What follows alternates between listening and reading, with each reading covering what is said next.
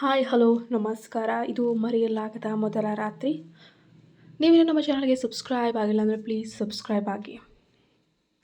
ಹೇಳಿದ ಮಾತನ್ನೇ ಕೇಳದೆ ತಂದೆ ಅದು ಜಗತ್ತಿನಲ್ಲಿರುವವರಿಗೆ ಹೇಗೆ ಅರ್ಥ ಮಾಡಿಸ್ಬೇಕು ಅನ್ನೋದು ಅಮ್ಮಂದಿರಿಗೆ ಮಾತ್ರ ಗೊತ್ತು. ಅತ್ತೆ ಮನೆಯವರು ಕರೆದ್ರು ಮೇಕಪ್ನಲ್ಲೇ ಕಳೆದು ಹೋಗಿರೋ ಅನುಗೆ ಅಮ್ಮಂದನಿ ಕೇಳಿಸುವಾಗಿರಲಿಲ್ಲ. ಲಂಗ ದಾವಣಿಯಲ್ಲಿ ಮುಚ್ಚಿ ಹೋಗಿದ್ದ ಕನ್ನಡಿ ಮುಂದೆ ತನ್ನನ್ನೇ ತಾನು ನೋಡುತ್ತಾ ಏನನ್ನೋ ಸರಿಪಡಿಸ್ಕೊಳ್ತಾ ಇದ್ದಾಳೆ. ಅನು, ನಿನ್ನದು ಎಲ್ಲ ತಂಗಿ ಹತ್ರ ಕೊಡು ಅಂತ ಹೇಳ್ಬಿಟ್ಟು ಬಂದಿದ್ದೆ. ಒಂದು ದೊಡ್ಡ ರೂಮ್ನಲ್ಲಿ ಎಲ್ಲ ರೆಡಿ ಮಾಡಿದ್ರು ನಿನ್ನದನ್ನು ನೀನು ಒಂದೆಡೆ ಇಟ್ಕೊಳಕ್ಕಾಗಲೇ ಇಲ್ಲ. ಅಮ್ಮನ ಮಾತುಗಳಲ್ಲಿ ಕಿರಿಕಿರಿ ಇತ್ತು. ಅಮ್ಮ, ನಂಗೆ ಗೊತ್ತು ಅವಳ ಹತ್ರ ಎಲ್ಲ ಇದೆ ಅಂತ. ಇವಾಗ ನಿನಗೆ ಯಾಕೆ ಗೊತ್ತಾಗ್ತಾ ಇಲ್ಲ? ನನ್ನ ಕೆನೆ ಗ್ಲಿಟರ್ ಪ್ಯಾಲೆಟ್ ಎಲ್ಲೋಯ್ತಮ್ಮ? ಅಯ್ಯೋ ಪಕ್ಕ ಇವಳೇ ತೊಗೊಂಡಿದ್ದಾಳೆ ಅಂತ ಅನು ಜೋರಾಗಿ ಅಳೋಕ್ಕಾರಂಭಿಸಿದ್ರು. ಯಾಕಂದರೆ ಮುಹೂರ್ತ ಹತ್ರದಲ್ಲೇ ಇತ್ತು. ಆದಷ್ಟು ಬೇಗ ತಾನು ರೆಡಿ ಆಗಬೇಕು ಅನ್ನೋ ಕಾತರತೆ ಎಲ್ಲರಿಗೂ ಇರೋ ಹಾಗೆ ಇವಳಿಗೂ ಇತ್ತು. ಅಯ್ಯಯ್ಯೋ ಅಕ್ಕ, ಬೆಳಬೆಳಗ್ಗೆ ಯಾಕೆ ಗಲಾಟೆ ಮಾಡ್ತೀಯಾ? ನಾನು ಯಾಕೆ ತಗೊಳ್ಳಿ ನಿಂದು? ನೀನು ಡ್ರೆಸ್ಸಿಂಗ್ ಟೇಬಲ್ ಮೇಲೆ ಎಲ್ಲೋ ಇಟ್ಟಿರ್ತೀಯ, ಹಾಳಾಗಿರುತ್ತೆ ಅಂತ ಬ್ಯಾಗ್ ಹಾಕಿರ್ತೀಯ. ಅದು ನಿನಗೆ ಗೊತ್ತಿಲ್ಲ ಕಣೆ. ತಂಗಿ ತಿರುಗಿ ಹೇಳಿದ್ಲು. ಸಮಾಧಾನ ಮಾಡೋಕ್ಕೆ ಪ್ರಯತ್ನ ಮಾಡ್ತಿದ್ದಾಳೆ. ಹೌದೌದು, ನಾನು ಬ್ಯಾಗ್ ಹಾಕಿದ್ದು ನಿಜ. ಆದರೆ ಅದರಲ್ಲಿ ಒಂದು ಚಿಕ್ಕ ಪ್ಯಾಲೆಟ್ ಇತ್ತು. ಅದು ಯಾಕಿಲ್ಲ ಅಂತ ನಾನು ಕೇಳ್ತಾ ಇದ್ದೀನಿ ಅಂತ ಅಳುತ್ತಲೇ ಅನು ಅಮ್ಮನ ಹತ್ರ ಹೇಳ್ತಾ ಇದ್ದಾಳೆ. ಅಮ್ಮ, ಏಯ್ ನೀನು ಈ ಕಡೆ ಬಾರೆ. ನಾನು ನಿನ್ನ ಹತ್ರನೇ ಕೇಳ್ತಾ ಇದ್ದೀನಿ. ನಾನು ಬೆಳಗ್ಗೆಯಿಂದ ಎಷ್ಟು ಹೊತ್ತಿಂದ ಹೇಳ್ತಾ ಇದ್ದೀನಿ ಹೋಗಿ ರೆಡಿ ಆಗಬೇಕು ಅಂತ. ನೀನು ಮಾತ್ರ ನಿಂತು ನೋಡ್ತಾನೆ ಇದೆಯಾ? ನಂಗೆ ತುಂಬ ಬೇಗ ಹೋಗಬೇಕು. ನಿನ್ನ ಕೆನ್ನೆಯ ಗ್ಲಿಟರ್ ಇಲ್ಲ ಅಂದರೆ ಚೆನ್ನಾಗಿ ಕಾಣೋದಿಲ್ಲ. ಇದು ಅವಳಿಗೆ ಏನೂ ಗೊತ್ತಿಲ್ಲ. ಅದಕ್ಕೆ ಅವಳು ಹಿಂಗೆ ಹೇಳ್ತಾ ಇದ್ದಾಳೆ. ಇವಳು ಮದುವೆ ಆಗಿದ್ರೆ ಗೊತ್ತಾಗಿರೋದು. ಮದುವೆಗೆ ಹೋಗಬೇಕು, ಲೇಟ್ ಆಗ್ತಿದೆ. ಇವಳಿಗೇನೂ ಗೊತ್ತಾಗ್ತಾನೇ ಇಲ್ಲ ಅಂತ ಅನು ಸಿಟ್ಟಿನಿಂದ ಹೇಳಿದ್ಲು. ಸರಿ ಇಬ್ಬರು ಬಾಯಿ ಮುಚ್ಚಳಿ. ಅವಳು ಇನ್ನೊಂದು ತರಲೆ ಮಾಡ್ತಾ ಇದ್ದಾಳೆ, ಅದಕ್ಕೆ ನೀನು ಬೇರೆ.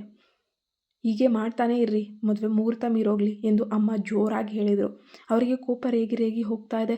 ಆಚೆ ಒಬ್ಬರು ಏನೋ ಕೇಳ್ತಾರೆ, ಒಳಗಡೆ ಬಂದರೆ ಮಕ್ಕಳ ರಂಪಾಟ, ಇದೆಲ್ಲವೂ ಸಾಕಾಗೋಗಿತ್ತು. ಮದುವೆ ಮುಗಿದ್ರೆ ಸಾಕಿತ್ತು ಅವರಿಗೆ. ಇದನ್ನು ಕೇಳಿದ ತಂಗಿ ನಗುತ್ತಾ ಅಲ್ಲಿಂದ ಹೊರಟು ಹೋದ್ಲು. ಅನು ಮಾತ್ರ ದುಃಖದಿಂದ ಅಳಲು ಆರಂಭಿಸಿದ್ಲು. ಯಾಕಂದರೆ ಮದುವೆ ಬಂದೇ ಬಿಡ್ತಲ್ಲ. ಅನು, ಮದುವೆಗೆ ಹೋಗೋ ದಿನ ಅಳಬಾರ್ದು, ಅದು ಒಳ್ಳೇದಲ್ಲ. ಸುಮ್ಮನೆ ಇರು. ನಿನ್ನ ಕೆನ್ನೆಯ ಪ್ಯಾಲೆಟ್ ಎಲ್ಲೋಯ್ತು ಅಂತ ನಾನು ಹುಡುಕೊಡ್ತೀನಿ ಅಂತ ಅಮ್ಮ ಸಮಾಧಾನ ಮಾಡಿ ಹೇಳಿದರು. ಅವಳನ್ನು ಕೊನೆಗೂ ಸಮಾಧಾನ ಪಡಿಸಿದ್ರು. ಹಾಗೆ ಅಮ್ಮ ಹುಡುಕ್ತಾ ಇದ್ದಾಗ ಅವರ ಕೈಗೆ ಒಂದ್ಯಾವುದೋ ಪುಟಾಣಿ ಚಿಕ್ಕ ಬ್ಯಾಗ್ ಸಿಕ್ತು. ಅದರೊಳಗೆ ಅನು ಹುಡುಕ್ತಿದ್ದ ಅವಳ ಕೆನ್ನೆಯ ಗ್ಲಿಟರ್ ಇತ್ತು. ಚಿಕ್ಕ ಮಕ್ಕಳ ಹಾಗೆ ಒಂದು ಐಟಮ್ ಇಲ್ಲ ಅಂದರೆ ಹೀಗೆ ಸುಮ್ಮನೆ ಇರೋದಿಲ್ಲ. ಅದನ್ನು ನೋಡಿ ಅಮ್ಮ ನಕ್ಕಿದ್ರು. ಅನು, ನೀನೇ ಇಟ್ಟು ಮರೆತಿರ್ತೀಯ. ಎಲ್ಲವನ್ನ ಯಾಕೆ ಬೇರೆಯವ್ರ ಮೇಲೆ ಹಾಕ್ಬಿಡ್ತೀಯ? ಸುಮ್ಮನೆ ಬಾ, ಹೋಗಿ ರೆಡಿ ಆಗೋಣ ಎಂದು ಅಮ್ಮ ನಗುತ್ತಾ ಆಕೆಗೆ ಹೇಳಿ ಸಮಾಧಾನ ಪಡಿಸಿದರು. ಅದನ್ನು ನೋಡಿ ಅನು ಕೂಡ ನಕ್ಕಿದ್ಲು. ಸರಿ ಬಾ, ಹೋಗಿ ರೆಡಿ ಆಗೋಣ ಎಂದು ಅವಳು ಅಮ್ಮನ ಜೊತೆ ರೆಡಿ ಆಗಲು ಹೊರಟಳು. ಹೀಗೆ ಚಿಕ್ಕ ಪುಟ್ಟದಕ್ಕೆಲ್ಲ ಹಠ ಮಾಡ್ತಾ ತನಗೆ ಅದು ಬೇಕು ಅಂದರೆ ಬೇಕೇ ಬೇಕು ಅಂತ ಅಮ್ಮ ಪ್ರತಿಯೊಂದಕ್ಕೂ ಸಪೋರ್ಟ್ ಮಾಡ್ತಾ ಇಲ್ಲಿಯವರೆಗೂ ತಂದು ನಿಲ್ಲಿಸಿದ್ದಾಳೆ. ಇನ್ನು ಮುಂದೆ ಮದುವೆಯಾಗುವಂತಹ ಹುಡುಗಿ ಅವಳ ಜೀವನ ಹೇಗಿರಬಹುದು ಗೊತ್ತಿಲ್ಲ. ಮದುವೆ ಮುಗಿಸಿ ಕೊನೆಗೂ ಮನೆಗೆ ಬಂದ ಅನು ಮತ್ತು ಅವಿನಾಶ್ ಮದುವೆ ಸಂಭ್ರಮಕ್ಕೆ ಇಡೀ ಮನೆ ನುಕ್ಕು ನೂಗಲು, ತುಂಬ ಜನ, ಆ ನಗು, ಆ ಗಲಾಟೆ ಎಲ್ಲವೂ ಕೂಡ ತುಂಬಿರುತ್ತೆ. ದೇವಸ್ಥಾನದ ಶಾಸ್ತ್ರ ಮುಗಿಸ್ಕೊಂಡು ವಾಪಸ್ ಬಂದ ಅನು ಮತ್ತು ಅವಿನಾಶು ಆ ಜನಸಂದಣಿಯಲ್ಲಿ ಕಳೆದೇ ಹೋಗಿದ್ರು. ಅನು ಅಲ್ಲಲ್ಲಿ ಓಡಾಡುತ್ತಾ ಎಲ್ಲವನ್ನ ಸರಿ ಮಾಡ್ಕೊಳ್ತಾ ಇದ್ಲು. ಅವಳ ಅಮ್ಮ ಸುಮಾ ಮಗಳ ಪಕ್ಕದಲ್ಲೇ ನಿಂತುಬಿಟ್ಟು ಎಲ್ಲವೂ ಚೆನ್ನಾಗಿ ಆಗುತ್ತೆ, ದಯವಿಟ್ಟು ನೀವು ಚಿಂತೆ ಮಾಡೋಕ್ಕೆ ಹೋಗಬೇಡ ಅಂತ ಸಮಾಧಾನ ಮಾಡ್ತಾಯಿದ್ರು. ಯಾಕಂದರೆ ಮಗಳನ್ನು ತುಂಬ ಅಂದರೆ ತುಂಬ ಪ್ಯಾಂಪರ್ ಮಾಡಿ ಸಾಕಿದ್ರು. ಆಕೆ ಎಲ್ಲದಕ್ಕೂ ಅಳೋಕ್ಕೆ ಶುರು ಮಾಡೋಳು. ಮುಂಜಿ ಅನು ಅಮ್ಮನ ಕೈ ಹಿಡಿದು, ಅಮ್ಮ ನನಗೆ ಯಾಕೋ ಒಂಥರ ಆಗ್ತಿದೆ, ಬೇಜಾರಾಗ್ತಿದೆ ಅಂತ ಹೇಳಿದ್ಲು. ಏನಿಲ್ಲ ಕಣೋ, ಎಲ್ಲ ಹುಡುಗಿರಿಗೂ ಹೀಗೆ ಆಗುತ್ತೆ. ಯಾಕೆ ಗೊತ್ತಾ, ನೀನು ಅಮ್ಮನ ಬಿಟ್ಟು ಅತ್ತೆ ಮನೆಗೆ ಹೋಗ್ತೀಯಲ್ವಾ, ಅವ್ರ ಜೊತೆ ಹೇಗೆ ಹೊಂದ್ಕೊಳ್ಳೋದು, ಅವ್ರು ಹೇಗಿರ್ತಾರೇನೋ ಭಯ ಅಷ್ಟೆ. ನೀನು ನಿನ್ನ ಗಂಡನ ಮನೆಗೆ ಹೋಗ್ತೀಯಾ, ನಿನಗೆ ಬೇಕಾದಾಗ ಫೋನ್ ಮಾಡ್ತೀಯಾ, ಏನೇ ಆಗಲಿ ಚಿಂತೆ ಮಾಡಬೇಡ, ನಾವು ನಿನ್ನ ಜೊತೆ ಯಾವಾಗಲೂ ಇರ್ತೀವಿ, ಅಂದಮೇಲೆ ಯಾಕೆ ಚಿಂತೆ ಎಂದು ಸುಮಾ ಮಗಳ ತಲೆಯನ್ನು ನೇವರಿಸ್ತಾ ಮಾತಾಡ್ತಾ ಇದ್ದಾರೆ. ಅವರು ಕೂಡ ಒಮ್ಮೊಮ್ಮೆ ಕಣ್ಣೀರು ಹಾಕ್ಬಿಡ್ತಾರೆ. ಅನು ಕೂಡ ಅಮ್ಮನನ್ನು ತಬ್ಕೊಂಡು ಅಳ್ತಾಳೆ. ತಾಯಿ ಮಗಳಿಬ್ಬರು ಸ್ವಲ್ಪ ಹೊತ್ತು ಮಾತಾಡದೆ ಹಾಗೆ ನಿಂತುಬಿಟ್ರು. ಅವರಿಬ್ಬರ ಮೂಕರೋದನೆಯನ್ನು ನೋಡಿ ಕೆಲವರು ಕಣ್ಣೀರು ಹಾಕಿದ್ದು ಉಂಟು. ಆದರೆ ಅಲ್ಲಿ ಅತ್ತೆ ಲೀಲಾವತಿ ಅಸೂಯೆ ಪಡ್ತಿದ್ದಾಳೆ. ಅತ್ತೆ ಲೀಲಾವತಿ ದೂರದಿಂದ ಇದನ್ನು ನೋಡ್ತಾನೆ ನಿಂತಿದ್ಲು. ಅವರಿಗೆ ತಾಯಿ ಮಗಳ ಬಾಂಧವ್ಯ ನಿಜವಾಗಿಯೂ ಇಷ್ಟ ಆಗಲಿಲ್ಲ. ಅವರು ತಮ್ಮ ಮಗಳು ಲಾವಣಿ ಕಡೆ ತಿರುಗಿ, ನೋಡೆ ನೋಡೆ ಮದುವೆಯಾಗಿರುವಾಗ ಎಷ್ಟೆಲ್ಲ ಸೀನ್ ಕೊಡ್ತಾ ಇದ್ದಾಳೆ ನಿಮ್ಮತ್ತಿಗೆ, ಏನಾದರೂ ಸ್ಪೆಷಲ್ಲಾಗಿ ಮದುವೆ ಆಗಿದ್ದಾಳಾ? ಎಲ್ಲರ ಥರ ಇವಳು ಮದುವೆ ಆಗಿದ್ದಾಳೆ, ಅಳುವುದು, ಮುದ್ದು ಮಾಡುವುದು, ಏನೇನಪ್ಪ ಈ ಕಣ್ಣಲ್ಲಿ ನೋಡಬೇಕು ಅಂತ ಗೊಣ್ಕೊಂಡ್ರು.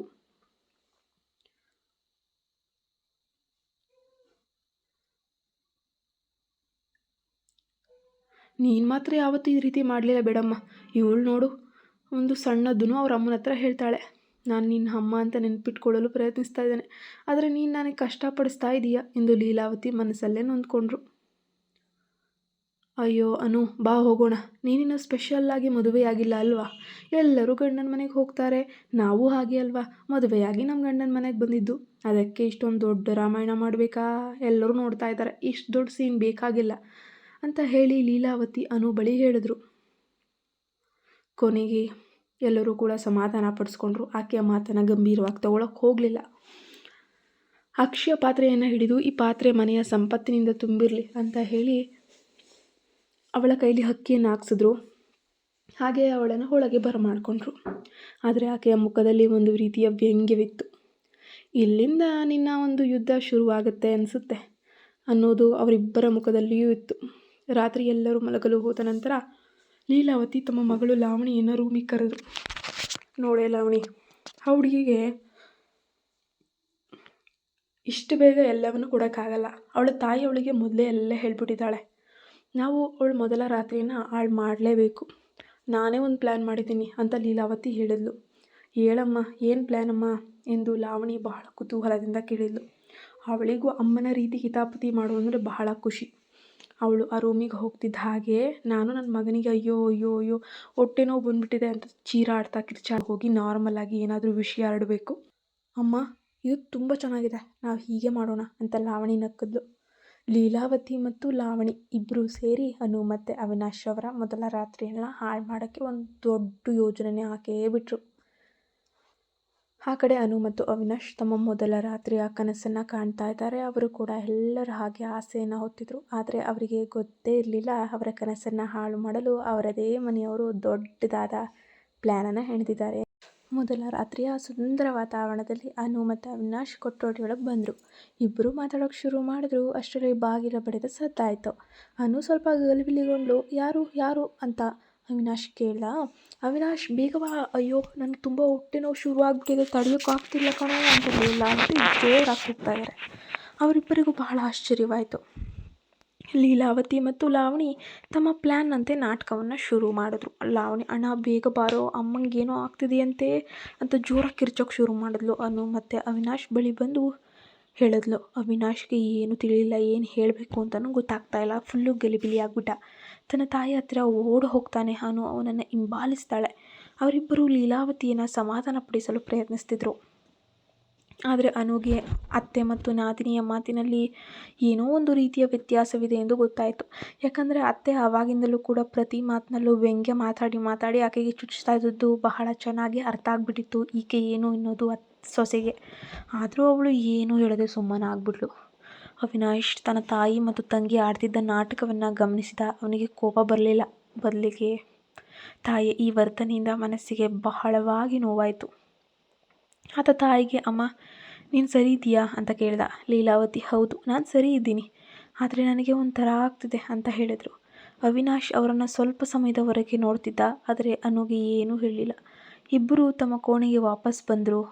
ಅನು, ಯಾಕೆ ಈ ಥರ ಮಾಡ್ತಾರೆ ನಿಮ್ಮ ಅಮ್ಮ ಅಂತ ಕೇಳಿದ್ಲು. ಅವಿನಾಶ್ ನಗುತ್ತಾ, ಅಯ್ಯೋ ಬಿಡು, ಚಿಂತೆ ಮಾಡಬೇಡ ಅನು, ನಾವಿಬ್ಬರು ಸೇರಿ ನಾವು ಮೊದಲ ರಾತ್ರಿಯ ಮತ್ತೊಮ್ಮೆ ಆಚರಿಸೋಣ ಅಂತ ಹೇಳ್ತಾನೆ. ಅನು ಅವನ ಮುಖವನ್ನು ನೋಡಿದ್ಲು. ಏನೂ ಮಾಡೋಕ್ಕಾಗಲ್ಲ ಅವಿನಾಶ್, ನಮ್ಮ ಪ್ರೀತಿ ಕೇವಲ ಮದುವೆಯ ರಾತ್ರಿಯ ಮೇಲೆ ಅವಲಂಬಿತವಾಗಿಲ್ಲ ಅಲ್ವಾ ಅಂತ ಅವರಿಬ್ಬರೂ ಕೂಡ ಸಮಾಧಾನವನ್ನು ಮಾಡಿಕೊಳ್ತಾರೆ. ನಾವಿಬ್ಬರ ನಡುವೆ ಇರುವ ಬಾಂಧವ್ಯವೇ ನಮ್ಮ ಮುಖ್ಯ ಅಂತ ಹೇಳ್ತಾರೆ. ಅವನ ಈ ಮಾತಿನಿಂದ ಅನುಗೆ ಸ್ವಲ್ಪ ಧೈರ್ಯ ಬರುತ್ತೆ. ಲೀಲಾವತಿ ಮತ್ತು ಲಾವಣಿ ತಮ್ಮ ಪ್ಲ್ಯಾನನ್ನು ಯಶಸ್ವಿಯಾಗಿ ಕಂಪ್ಲೀಟ್ ಮಾಡಿರೋ ಖುಷಿಯಲ್ಲಿದ್ದಾರೆ. ಆದರೆ ಅವರಿಬ್ಬರ ಆ ನಡೆಯಿಂದಾಗಿ ಅನು ಮತ್ತು ಅವಿನಾಶ್ ಇನ್ನೂ ಹತ್ತಿರವಾಗ್ತಾರೆ. ಇಬ್ಬರು ಅಂಡರ್ಸ್ಟ್ಯಾಂಡಿಂಗ್ ಬರ್ತಾರೆ. ಅವಿನಾಶ್ ತನ್ನ ತಾಯಿಯ ಕಥೆಯನ್ನು ನೋಡಿ ನಗ್ತಾನೆ. ಅನು ಅವನ ಕೈ ಹಿಡಿದು ನಾಳೆ ನಮ್ಮ ಪ್ರೀತಿಯ ಜಗತ್ತಿಗೆ ಹೊಸ ಅಧ್ಯಾಯ ಶುರುವಾಗತ್ತೆ ಅಂತ ಅವಳು ಹೇಳ್ತಾಳೆ. ಇನ್ನೇನು ಮಾಡೋಕ್ಕಾಗಲಿಲ್ಲ. ರಾತ್ರಿ ಇಬ್ಬರೂ ಕೂಡ ಬೇರೆ ಬೇರೆ ಕೋಣೆಯಲ್ಲೇ ಮಲಗ್ತಾರೆ. ಆದರೆ ಅವರ ಮನಸ್ಸು ಒಟ್ಟಿಗೇನೇ ಇತ್ತು. ಮರುದಿನ ಬೆಳಗ್ಗೆ ಅನು ಎದ್ದಾಗ ಅವಿನಾಶ್ ಅವಳ ಕೈಯಲ್ಲಿ ಒಂದು ಗುಲಾಬಿಯನ್ನು ಇಟ್ಟಿದ್ದ. ಅನು ಅದನ್ನು ನೋಡಿ ನಕ್ಕದ್ಲು. ಅದು ಅನು ಮತ್ತು ಅವಿನಾಶ್ಗೆ ಮದುವೆಯಾದ ಪ್ರತಿಯೊಬ್ಬರೂ ಕೂಡ ಕಾಯುವಂತಹ ರಾತ್ರಿಯಾಗಿತ್ತು. ಆದರೆ ಅವರಿಬ್ಬರಿಗೂ ಆ ರಾತ್ರಿ ಬೇಗ ಬರಲೇ ಇಲ್ಲ. ಬಹಳ ಅಂದರೆ ಬಹಳವಾಗಿ ಕಾಡ್ಬಿಡ್ತು ಆ ರಾತ್ರಿ. ಮದುವೆಯಾದ ಮೊದಲ ದಿನವೇ ಅವಿನಾಶ್ ಜೊತೆ ಇರಬೇಕಾದ ಅನು ಕನಸಿಗೆ ಅವಳ ಅತ್ತೆ ತಣ್ಣೀರು ಎರಚಿಬಿಟ್ಲ. ಪುರೋಹಿತರು ಮುಹೂರ್ತ ಸರಿ ಇಲ್ಲ, ಒಂದು ವಾರದ ನಂತರ ಮಾಡೋಣ ಅಂತ ನೆಕ್ಸ್ಟ್ ಶುರು ಮಾಡಿದ್ಲು ಕಥೆಯನ್ನು. ಮನೆಯವರ ಮಾತಿಗೆ ಕಟ್ಟು ಬಿದ್ದು ಅನು ತನ್ನ ಚಿಕ್ಕಮ್ಮನ ಪಕ್ಕದಲ್ಲೇ ಮಲಗೋಕೆ ಶುರು ಮಾಡಿದ್ಲು. ವಾರದ ನಂತರ ಮೊದಲ ರಾತ್ರಿಯನ್ನು ಮಾಡಲು ನಿರ್ಧರಿಸಲಾಯಿತು. ಮನೆಯಲ್ಲೆಲ್ಲ ಹೂವಿನ ಅಲಂಕಾರ, ಸಡಗರ ಎಲ್ಲವೂ ಅಂದುಕೊಂಡಂತೆಯೇ ಹೆಚ್ಚು ಕಮ್ಮಿ ಆಗ್ತಾ ಇದೆ ಅಂತ ಅನು ಕೂಡ ಕೊನೆಗೂ ಬಕಪಕ್ಷಿಯ ಹಾಗೆ ಕಾದಿದ್ಲು. ಆದರೆ ಅದೇ ದಿನ ಅವಿನಾಶ್ ಅವರ ಅಜ್ಜಿ ತೀರ್ಕೊಂಡೇ ಬಿಟ್ರು. ಕೊನೆಗೂ 10-11 ದಿನಗಳ ಸೂತಕ ಬಂದೇ ಬಿಡಿತು. ಮತ್ತೆ ಮೊದಲ ರಾತ್ರಿ ಮುಂದೂಡಲ್ಪಟ್ಟಿತ್ತು. ಈ ಸಾಯುವ ಅಜ್ಜಿ ಇನ್ನೊಂದು ದಿನ ಬದುಕಿದ್ರೆ ಏನು ಕಮ್ಮಿ ಆಗ್ತಿತ್ತು ಅಂತ ಅನು ಮನಸ್ಸಲ್ಲೇ ನಿಜವಾಗಿಯೂ ಗೊಣಕ್ಕೊಂಡ್ಳು. ಮೊದಲ ರಾತ್ರಿ ಪದೇ ಪದೇ ಮುಂದೂಡುತ್ತಿರುವುದು ಬೇಸರ ಅಂದರೆ ಬಹಳ ಬೇಸರ ತಂದಿತ್ತು. ಈ ಬಾರಿ ಮನೆಯಲ್ಲಿ ಬೇಡ, ಯಾವುದಾದ್ರೂ ಹೋಟೆಲ್ನಲ್ಲಿ ಮಾಡೋಣ ಅಂತ ಕೊನೆಗೂ ನಿರ್ಧರಿಸಿದ್ರು. ಅನು ಮತ್ತೆ ಖುಷಿಯಾಗ್ಬಿಟ್ಲು. ಈ ಸಲ ಸೀರೆ, ಹಾಲು ಗ್ಲಾಸ್ ಯಾವುದು ಬೇಡ, ಮಾಡರ್ನ್ ಹುಡುಗಿದರ ನೈಟಿ ಹಾಕೊಂಡು ಬರ್ತೀನಿ ಎಂದು ಅವಿನಾಶ್ ಬಳಿ ಹೇಳಿದ್ಲು. ಅವಳಿಗೆ ಎಷ್ಟೇ ಆಸೆ ಪಟ್ಟರೂ ಕೂಡ ಕೈಗೂಡಬೇಕಲ್ಲ. ಅದೃಷ್ಟ ಮತ್ತೆ ಕೈ ಕೊಡ್ತು. ಹೋಟೆಲ್ ಮುಂದೆ ಗಲಾಟೆಯಾಗಿ ಪೊಲೀಸರು ಹೋಟೆಲನ್ನು ಮುಚ್ಚಿಸಿದ್ರು. ಮೊದಲ ರಾತ್ರಿ ಕನಸು ಮತ್ತೆ ಮುರಿದು ಬೀಳ್ತು. ಇದನ್ನು ನೋಡಿದ ಅನು ತಂದೆ ತಾಯಿ, ನಮ್ಮ ಮನೆಯಲ್ಲಿ ಮೊದಲ ರಾತ್ರಿ ಮಾಡೋಣ, ಯಾಕೆ ಬೇರೆ ಕಡೆ ಅಲೆದಾಡೋದು ಅಂತ ಅತ್ತೆ ಮಾವನ ಬಳಿ ಹೇಳಿದ್ರು. ಎಲ್ಲರೂ ಕೂಡ ಇನ್ನೇನು ಮಾಡೋಕ್ಕಾಗತ್ತೆ, ಒಪ್ಪಿದ್ರು. ಈ ಬಾರಿ ಪಕ್ಕಾ ಮೊದಲ ರಾತ್ರಿ ಹಾಗೆ ಆಗುತ್ತೆ ಅಂತ ಎಲ್ಲರೂ ಅಂದ್ಕೊಂಡ್ರು. ಅತ್ತೆ ತಿರುಪತಿ ತಿಮ್ಮಪ್ಪನಿಗೆ ಬೇಡ್ಕೊಂಡ್ಳು. ಯಾವ ವಿಘ್ನವೂ ಇಲ್ಲದೆ ಈ ಸಲ ಮಗ ಮತ್ತು ಸೊಸೆ ಮೊದಲ ರಾತ್ರಿ ಚೆನ್ನಾಗಿ ನಡೆದೇ ಬಿಡ್ಲಪ್ಪ ಅಂತ ಹರಕೆ ಕಟ್ಕೊಳ್ಳೋ ಥರ ಎಲ್ಲರ ಮುಂದೆ ನಾಟಕ ಕೂಡ ಮಾಡಿದ್ರು. ಎಲ್ಲರೂ ಅನು ತವರಿಗೆ ಹೊರಟರು. ಕಾರು ಹಸಿರು ಗದ್ದೆಗಳ ಮಧ್ಯೆ ಹೋಗ್ತಾ ಇದೆ. ಎಲ್ಲಿ ನೋಡಿದ್ರು ಕೂಡ ಹಚ್ಚ ಹಸಿರು, ಎಷ್ಟುದ್ದ ನೋಡಿದ್ರು ಕೂಡ ಬರೀ ಹಸಿರೇ ಕಾಣುತ್ತೆ. ಅದರಲ್ಲೂ ಜೋರು ಮಳೆ. ಅಲ್ಲಲ್ಲಿ ಆ ಮಳೆಗೆ ಹೊಂಡಗಳು ಸೃಷ್ಟಿಯಾಗ್ಬಿಟ್ಟಿದೆ. ಗಾಡಿಗಳು ಚಲಿಸೋದೇ ತುಂಬ ಕಷ್ಟ ಆಗ್ಬಿಟ್ಟಿತ್ತು. ಜೊತೆಗೆ ರಸ್ತೆಗೆ ದೊಡ್ಡ ಮರ ಬಿದ್ದು ಮುಂದೆ ಹೋಗೋಕ್ಕಾಗ ಅಯ್ಯೋ ಅಂತ ಅನುವಿನ ಆಶಾಗೋಪುರ ಕುಸಿದೇ ಹೋಯಿತು. ಮಳೆ ನಿಲ್ಲುವ ಲಕ್ಷಣಗಳೇ ಇರಲಿಲ್ಲ. ದಾರಿಯಲ್ಲೇ ರಾತ್ರಿ ಕಳೆಯಬೇಕು ಅಂತ ಅವಿನಾಶ್ ಹೇಳಿದ್ರು. ಆಗ ಅನು ಕಣ್ಣಲ್ಲಿ ಕಣ್ಣೀರ ಕೋಡಿನೇ ಹರಿತು. ಆದರೂ ಅವಿನಾಶ್ ಅನುಗೆ ಧೈರ್ಯ ಹೇಳಿದ್ರು.